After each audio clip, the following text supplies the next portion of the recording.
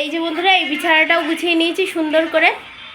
ঠিক আছে, আজকাল ফার্নিচার মুছেনি বলে আপনাদের সাথে আমি কিছু শেয়ারও করিনি। তো চলুন রান্না কি হয়েছে আপনাদেরকে আমি। আর এই দেখুন বন্ধুরা, দীঘা থেকে বলছিলাম না কিছু নিয়ে আসিনি, মানে ধুটা আজ আর আপনাদের সাথে কোনো ঘর বাড়ি গুছানো শেয়ার করিনি। আমি গুছিয়ে নিয়েছি তাড়াহুড়ো করে, ঠিক আছে, কোনো রকমে গুছিয়েছি, কোনো ফার্নিচারই মুছিনি, যার জন্য আপনাদের সাথে আমি কোনো কিছু শেয়ার করিনি।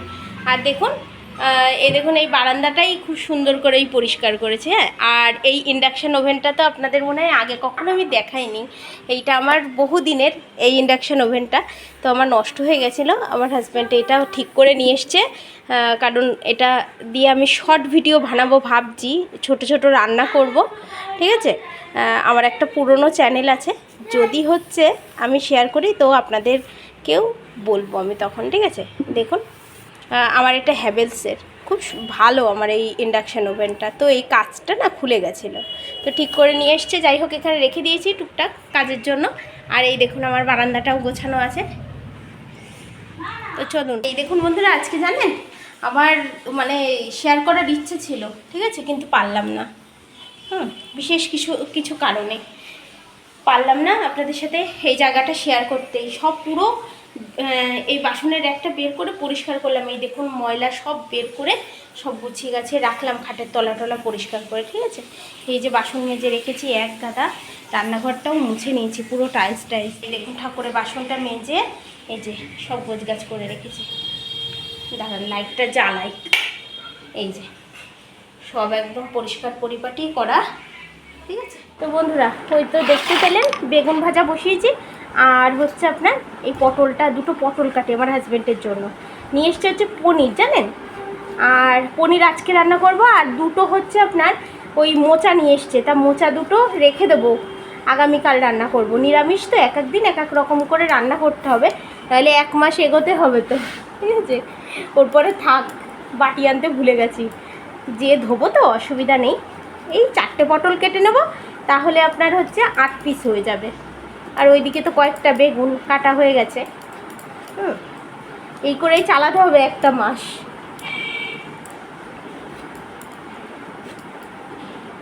আমার ছোটো মেয়ে খাচ্ছে হচ্ছে ম্যাগি একটুখানি, ইপি। আর বড় মেয়ে গেছে স্নান করতে। এখনও ঘর বাড়ি কিচ্ছু গোছায়নি বন্ধুরা, জানেন, শুধু বারান্দাটাই একটু পরিষ্কার করে নিয়েছি, ঝেড়ে পুছে দেখালাম যে নোংরা ওই যে বেরিয়েছে। হ্যাঁ, এখনও এই ঘরটার কিচ্ছু গোছায়নি, তাই আপনাদেরকে আর দেখালাম না। ঘরবাড়ির খুব খারাপ অবস্থা, জানেন তো। মেয়েরা আসলে স্কুল নেই তো, বাড়ি রয়েছে, আমার কাজ সব উল্টো পাল্টা হয়ে যাচ্ছে। মেয়েদের স্কুল থাকলে একটা টাইমে হয়, আর স্কুল নেই বলে পুরো একদম অটাইম হয়ে যাচ্ছে।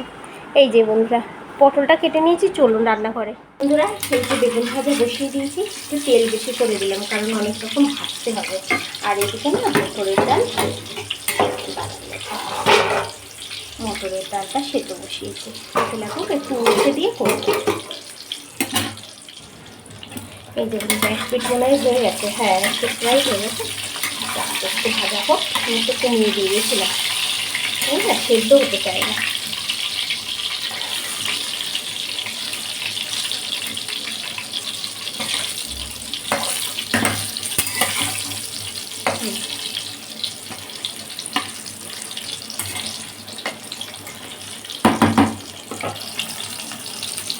এই যে পটলটা বসিয়ে দিয়েছি, পটল ভাজাটা হচ্ছে। আর এই দেখুন বেগুন ভাজাটা হয়ে গেছে।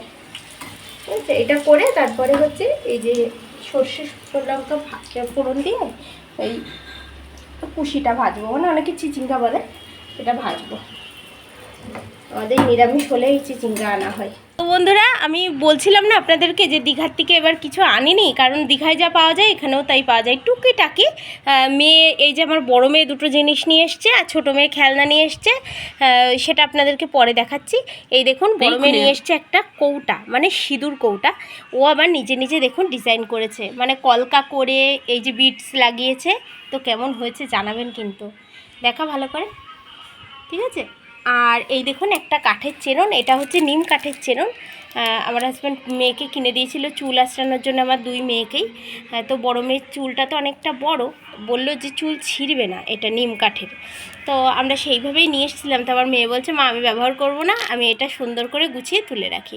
তো এই দেখুন কি সুন্দর ডিজাইন করেছে, হ্যাঁ কলকা করে আবার বিটস দিয়েছে এর ভেতরে, এই দেখুন।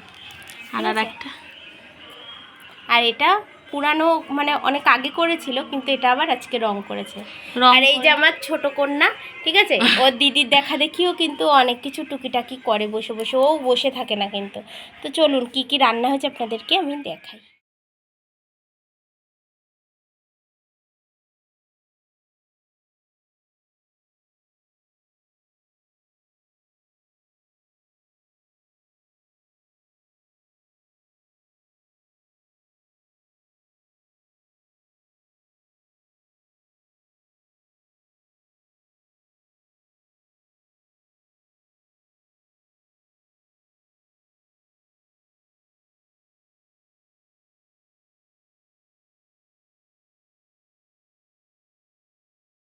তো বন্ধুরা আজ আপনাদেরকে দেখাবো খুব সহজ পদ্ধতিতে মোচা কাটা।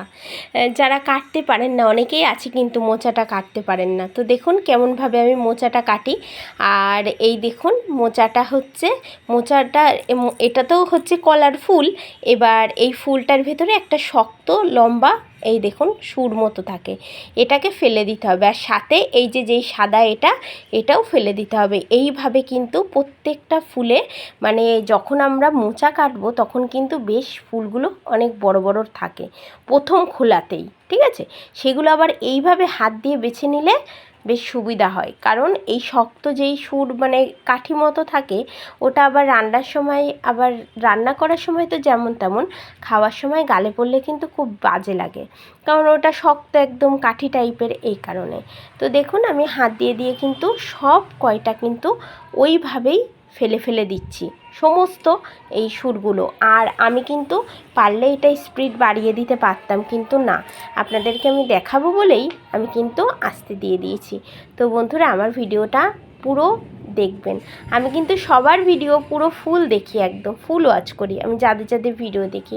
তো আপনাদের কাছে অনুরোধ রইল যে আমার ভিডিওগুলো ফুল ওয়াচ করবেন, আমার পাশে থাকবেন, আমার সাথে থাকবেন। আর যারা নতুন দেখছেন চ্যানেলটিকে সাবস্ক্রাইব করে আমার সাথে জুড়ে থাকবেন, আগামী দিন চলার পথে আপনারা আমার পাশে থাকবেন। তো দেখুন বন্ধুরা এই ওপরের যে হলুদ যেই অংশটা ছিল ওটা কিন্তু আমি ফেলে দিলাম।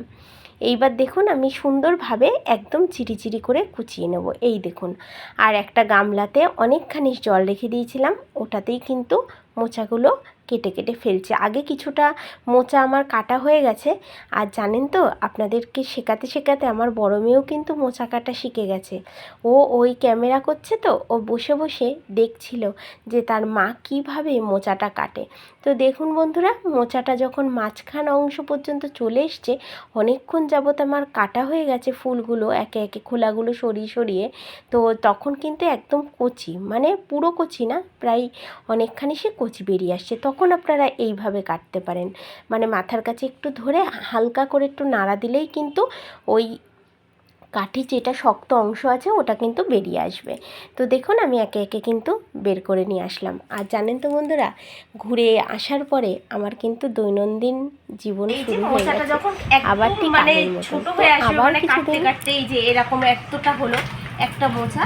তো এই তখন হচ্ছে এই একদম লাস্ট এমন থাকবে। এবার এটা যেহেতু কচি আর ছাড়ানোর প্রয়োজন নেই, তখন এই যে এইভাবে কেটে নিতে হবে।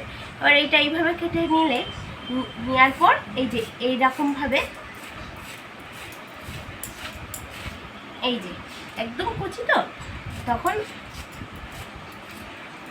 একদম এরকম জিরি জিরি করে কেটে দিতে হবে, এর সাথে মিশিয়ে নিতে। তো হাত কেটে যাবে না তো? না কালো হয়ে গেছে কেন হাত? হবে, মোচার একটা আঠা আছে না, এই দেখো কিরকম একটা নাল নাল। এই মোচাটা ডালের বড়া করে তারপরে মোচাটা রান্না করব, হেভি লাগবে খেতে। একটু ঘি গরম মশলা দিতে হবে, একটু হালকা মিষ্টি।